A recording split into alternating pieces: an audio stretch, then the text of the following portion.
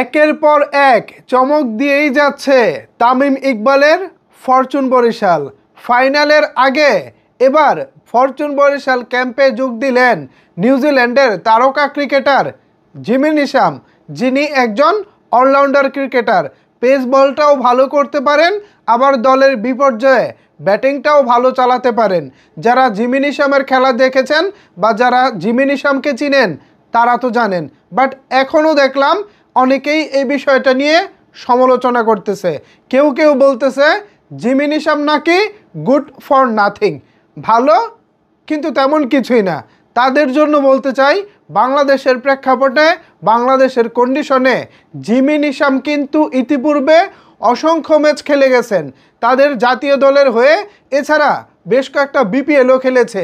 So সব কিছু মিলিয়ে জিমি নিশাম কিন্তু ইতিমধ্যেই তিনি নিজেকে বাংলাদেশের কন্ডিশনে প্রমাণ করেছেন। সুতরাং তিনি যে ফেল না, তিনি যে চলে না, গুড ফর নাথিং, এই টাইপের কথা আসলে বলা উচিত না।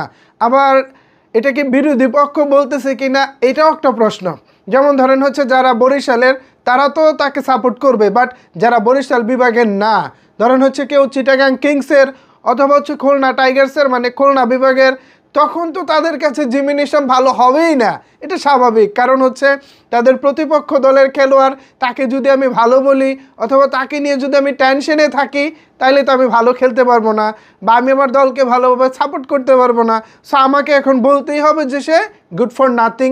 আর যদি এরকমটাও না হয়ে থাকে, আপনারা যদি সজ্ঞান সমস্তিষ্কে যদি এমনিতেই বলে থাকেন যে জিমি নিশাম হচ্ছে গুড ফর নাথিং, তাহলে আমি বলবো আপনারা ভুল করতেছেন। জিমি নিশাম পরীক্ষিত একজন ক্রিকেটার, ইতিপূর্বে তিনি বহুবার নিজেকে প্রমাণ করেছেন। তামিম ইকবাল কিংবা ফরচুন বরিশাল যে ম্যানেজমেন্ট আছে তারা নিশ্চয়ই অনেক বুঝে ভেবে চিন্তেই জিমি নিশামকে বাংলাদেশে নিয়ে আসছেন। এমন তো না মন চাইলে আর নিয়ে আসলাম, অনেক হিসাব নিকেশ করেই তারপর নিয়ে আসছে। আজকে কাইল মায়ার্স যেভাবে বল করেছেন, আমার তো মনে হয় না যে তাদের আর পেস বলারের দিকে তাকাতে হবে। এছাড়া যতটুকু শুনতেছে যে নূর আলম নামে একজন স্পিনার আফগানিস্তান থেকে ফরচুন বরিশাল নিয়ে আসছে, তিনি যদি দলের সাথে যুক্ত হন তো কয়জন খেলতেই পারে ভাই? সর্বোচ্চ তো ভাই 4 জন একাদশে সুযোগ পায় দেশের বাইরের।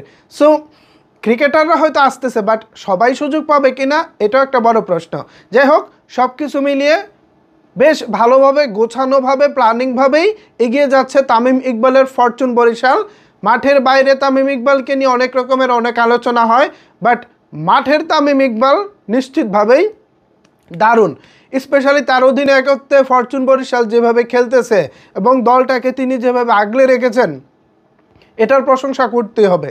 দারুণ তামিম ইকবাল ভাই, দারুণ। সো ফরচুন বরিশালের যারা সাপোর্টার আছেন, জিমি নিশামকে নিয়ে আপনাদের প্রত্যাশা কেমন চাইলে কিন্তু সেটি নিচের কমেন্টস বক্সে জানাতে পারেন। ধন্যবাদ সবাইকে এতক্ষণ আমার সাথে থাকার জন্য।